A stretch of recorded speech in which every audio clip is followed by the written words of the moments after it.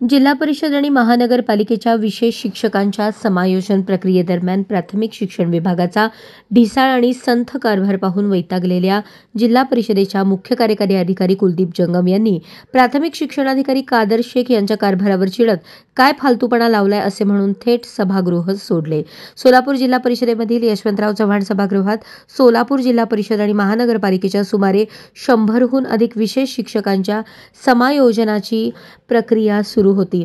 यावेळी मुख्य कार्यकारी अधिकारी जंगम, प्राथमिक शिक्षणाधिकारी, आदर्श महानगरपालिकेचे प्रशासन अधिकारी, विठ्ठल ढेपे उपशिक्षणाधिकारी तसेच शिक्षण विभागातील अधीक्षक यांच्यासह समायोजनाला आलेल्या शिक्षकांची उपस्थिती होती।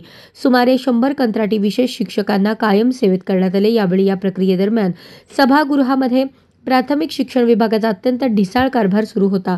कोणाचे कोणाकडे लक्ष नव्हते हे पाहून सीईओ जंगम बरेच वैतागल्याचे दिसून आले। त्यातच शिक्षणाधिकाऱ्यांना कुणाचे तरी फोन येत होते।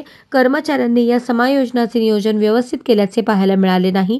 बराच वेळ ताटकळत बसलेल्या मुख्य कार्यकारी अधिकाऱ्यांनी थेट प्राथमिक शिक्षण अधिकाऱ्यांना काय फालतूपणा लावलाय, सर्व व्यवस्थित झाल्यावर बोलवा असे म्हणून तावातावाने सभागृह सोडले। यावरून प्राथमिक शिक्षण विभागाचा ढिसाळ कारभाराचा प्रत्यय पुन्हा एकदा पाहायला मिळाला।